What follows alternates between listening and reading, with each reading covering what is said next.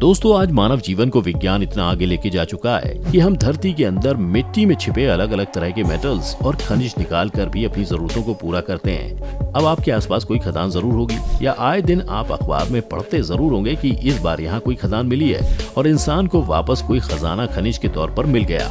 सोने की खदान हो या कोयले हीरे की या फिर कैल्शियम मैग्नीज की खदानें, आज इंसानों ने ना जाने कितनी चीजों को जमीन के नीचे से खोज निकाला है और इसी में एक नाम इस समय यूरेनियम का भी आने लगा है। आज के इस वीडियो में हम आपको भारत में हाल ही में मिले यूरेनियम की सबसे बड़ी खदान के बारे में बताने वाले हैं और ये भी कि ये खदान इतनी खास क्यों है। सबसे पहले ये जान लेते हैं कि आखिर ये यूरेनियम क्या भला है। दरअसल यूरेनियम एक सफेद चमकदार धातु होती है जो प्रकृति में फ्री स्टेट में नहीं पाई जाती, यानी नेचर में सिर्फ यूरेनियम स्पेशली नहीं मिलता, ये कंबाइंड स्टेट में पाया जाता है जिससे कई मेथड की मदद से शुद्ध यूरेनियम हासिल हो जाता है। यूरेनियम की खोज 1789 में मार्टिन क्लैपरोथ, जो कि एक जर्मन साइंटिस्ट थे, उन्होंने एक जमीन से निकलने वाले मिनरल में की थी और इसका नाम यूरेनस ग्रह के नाम पर रखा गया, जिसे 8 साल पहले ही खोजा गया था। यूरेनियम के बारे में ऐसा कहा जाता है कि धरती पर इसका निर्माण लगभग 6 अरब 60 करोड़ साल पहले सुपरनोवा में हुआ था। दरअसल यूरेनियम एक रेडियो एक्टिव मेटल है, इसलिए इसके बहुत सारे उपयोग हैं। पहला तो सबसे बेसिक है कि यूरेनियम के कंपाउंड यूरेनियम कार्बाइड का इस्तेमाल अमोनिया को बनाने वाले हेवर प्रोसेस में उत्प्रेरक यानी कैटलिस्ट के तौर पर किया जाता है। इसके अलावा रेडियो एक्टिव प्रॉपर्टी रखने के कारण इसका इस्तेमाल न्यूक्लियर एनर्जी के प्रोडक्शन में भी बड़ी मात्रा में किया जाता है। वहीं यूरेनियम के कंपाउंड नाइट्रेट और एसीटेट का इस्तेमाल फोटोग्राफी में, साथ ही साथ नाइट्रेट और क्लोराइड का इस्तेमाल कई दवाओं को बनाने में किया जाता है। इसकी प्रॉपर्टीज के कारण कई तरह के न्यूक्लियर वेपन्स और एटम बम बनाने में भी इसका इस्तेमाल किया जाता है। तो अब आप समझ ही गए होंगे कि यूरेनियम आखिर है क्या। अब आपको बता दें कि भारत में यूरेनियम की सबसे बड़ी खदान मिली है। आइए जानते हैं ये कहाँ है। दरअसल राजस्थान के सीकर जिले में दुर्लभ खनिज यूरेनियम के विशाल भंडार मिले हैं। राज्य सरकार ने सीकर के खंडेला तहसील के रोहिल में यूरेनियम एस के खनन के लिए यूरेनियम कॉर्पोरेशन ऑफ इंडिया को माइनिंग लीज का लेटर ऑफ इंटेंट जारी किया है। बताया जा रहा है इलाके में करीब 12 मिलियन टन यूरेनियम मिला है, जो कि काफी बड़ी मात्रा है। सीकर के खंडेला इलाके में 1086.46 हेक्टेयर इलाके में करीब 12 मिलियन टन यूरेनियम और इससे जुड़े एसोसिएटेड मिनरल्स के भंडार होने की जानकारी मिली है। और अब इस बड़े खजाने के मिलने की वजह से राजस्थान सरकार दुनिया के सामने बड़ी शक्ति बन गई है और इसके साथ ही अब प्रदेश में रोजगार का संकट भी दूर होगा और इन्वेस्टमेंट के नए रास्ते खुलेंगे। अब बेशक सीकर की किस्मत खुलने वाली है। हालांकि अभी यूरेनियम की क्वालिटी की जांच नहीं की गई है। इसके रिसर्च के बाद ही तय किया जाएगा कि यहाँ से निकलने वाले यूरेनियम का परमाणु हथियार बनाने में इस्तेमाल किया जा सकता है या नहीं। अभी फिलहाल झारखंड के सिंह भूमि के जादूगोड़ा और आंध्र प्रदेश में यूरेनियम निकाला जा रहा है, लेकिन कहा जा रहा है कि अब जल्द ही जरूरी फॉर्मेलिटीज पूरी करने के बाद राजस्थान में भी यूरेनियम की माइनिंग शुरू कर दी जाएगी। अब माइनिंग के लिए राजस्थान सरकार के लेटर ऑफ इंटेंट जारी करने के बाद यूरेनियम कॉर्पोरेशन ऑफ इंडिया यानी यूसीआईएल करीब 3000 करोड़ का इन्वेस्टमेंट करेगा। माना जा रहा है कि यूरेनियम माइनिंग शुरू होने से राज्य के करीब 3000 लोगों को रोजगार मिलेगा।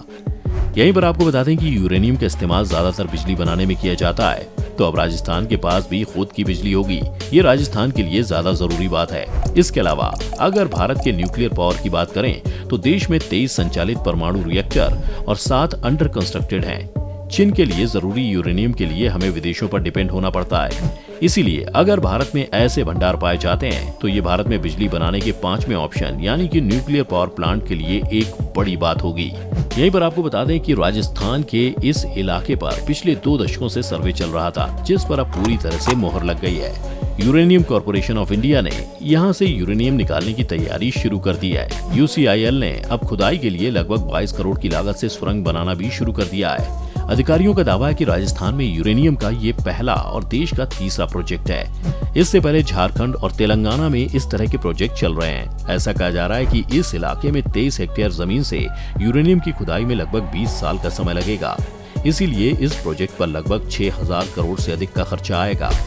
इन सब के अलावा आज भारत में लगभग 2 लाख टन से अधिक यूरेनियम के भंडार होने की पुष्टि हो चुकी है, जो कि भारत को न्यूक्लियर संपन्न राष्ट्र बनाने की दिशा में एक बेहतरीन उपलब्धि है। आज पूरी दुनिया में कजाकिस्तान, कनाडा और ऑस्ट्रेलिया में यूरेनियम के बड़े भंडार हैं। वर्ल्ड न्यूक्लियर ऑर्गेनाइजेशन के आंकड़ों के अनुसार दुनिया में रिकवरी करने लायक यूरेनियम भंडार वाली मेजर कंट्रीज में पहले नंबर पर ऑस्ट्रेलिया है, जबकि दुनिया में ज्ञात यूरेनियम भंडार का 29% ऑस्ट्रेलिया में है। यहाँ इसकी 17 लाख टन मात्रा है। दूसरे नंबर पर कजाकिस्तान है जहाँ 12% यानी कि 6.8 लाख टन यूरेनियम है। तीसरे नंबर पर 5 लाख टन यूरेनियम के साथ रूस है जिसके पास 9% भंडार है और 8% और 4.9 लाख टन के साथ चौथे नंबर पर कनाडा है। आज भारत के पास भी काफी ज्यादा मात्रा में यूरेनियम की खदान मौजूद है। राजस्थान में इतनी बड़ी खदान मिलने के बाद लगभग दुनिया भर में भारत की बात चल रही है। ऐसे में क्या इस खदान से वाकई में राजस्थान और भारत की अपेक्षाएं पूरी हो पाएंगी और क्या इस माइनिंग से राजस्थान के इकोसिस्टम पर किसी तरह का बुरा प्रभाव तो नहीं पड़ेगा? ये बात तो माइनिंग के बाद ही पता चलेगी। इतिहास गवाह है कि जहाँ जहाँ भी खदानें खुली वो जगह लगभग बर्बादी के कगार पर खड़ी हो गई। अब आगे देखना है कि आखिर ये खदान भारत को कितना फायदा पहुंचाती है।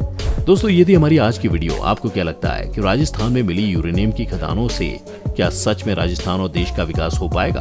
आप हमें कमेंट सेक्शन में कमेंट करके जरूर बताएं। अगर आज की ये वीडियो आपको पसंद आई हो तो इसे लाइक करने के साथ साथ अपने दोस्तों और रिश्तेदारों के साथ शेयर जरूर कर दें। अगर आप ये वीडियो यूट्यूब पर देख रहे हैं तो चैनल को सब्सक्राइब करके बेल आइकन दबा दें और अगर फेसबुक पर आप ये वीडियो देख रहे हैं तो फेसबुक पेज को जल्दी से लाइक करें। फिलहाल के लिए अभी इतना ही। हमें दीजिए इजाजत। आपसे मुलाकात होगी अगली वीडियो में। शुक्रिया।